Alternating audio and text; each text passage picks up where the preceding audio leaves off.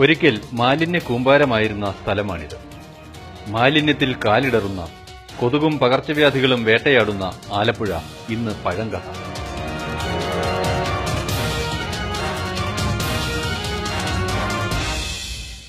വീടുകളിലും സ്ഥാപനങ്ങളിലും ഉണ്ടാകുന്ന മാലിന്യങ്ങൾ ഇന്ന് ഉറവിടങ്ങളിൽ തന്നെ വേർതിരിച്ച് സംസ്കരിക്കുന്നു. വീടുകളിൽ പൈപ്പ് കമ്പോസ്റ്റുകളും ബയോഗ്യാസ് പ്ലാന്റുകളും വന്നു. മറ്റു ജൈവ ഖരമാലിന്യങ്ങൾ നഗരത്തിൽ പലയിടങ്ങളിൽ സ്ഥാപിച്ച എയ്റോബിക് കമ്പോസ്റ്റുകളിലും ബയോഗ്യാസ് പ്ലാന്റുകളിലും സംസ്കരിക്കുന്നു. പാഴ്വസ്തുക്കൾ വിലയുള്ള വളവും വാതകവുമാകുന്നു. പ്ലാസ്റ്റിക് പ്രത്യേകം ശേഖരിച്ച് സംസ്കരിച്ച് വിലയുള്ള പുതിയ സാമഗ്രികൾ നിർമ്മിക്കുന്നു. ഡോക്ടർ തോമസ് ഐസക്കിന്റെ നേതൃത്വത്തിൽ നിർമ്മല ഭവനം നിർമ്മല നഗരം പരിപാടിയുടെ ഭാഗമായിട്ടാണ് തുമ്പൂർമൊഴി കമ്പോസ്റ്റുകൾ റോഡരികിൽ സ്ഥാപിച്ചത്.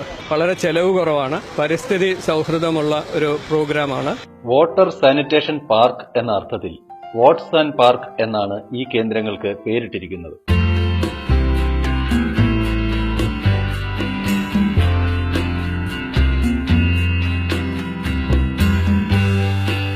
ഈ മാറ്റം ചിരസ്ഥായിയാക്കാൻ വരും തലമുറയെ കൂടി പദ്ധതിയുടെ ഭാഗമാക്കിയിരിക്കുന്നു. അവർക്കായി വാട്ട്സ് ആൻഡ് ക്ലബ്ബുകൾ സ്കൂളുകൾ തോറും രൂപവൽക്കരിച്ചു. ഉറവിട മാലിന്യങ്ങളും പ്ലാസ്റ്റിക് മാലിന്യങ്ങളും എല്ലാം എങ്ങനെ സംസ്കരിക്കണമെന്നുള്ള പല ടെക്നിക്സും നല്ല രീതിയിൽ പറഞ്ഞു തന്നു.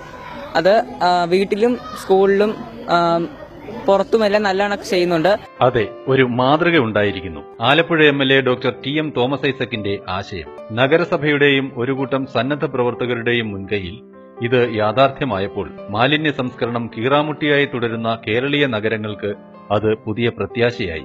മനസ്സിലാ മാറ്റം വരണ്ടെങ്കിൽ സർക്കാർ ഉത്തരവ് കൊണ്ടുവരില്ല. അതിന് ഒരു ജനകീയ പ്രസ്ഥാനം കൂടിയേ തീരൂ.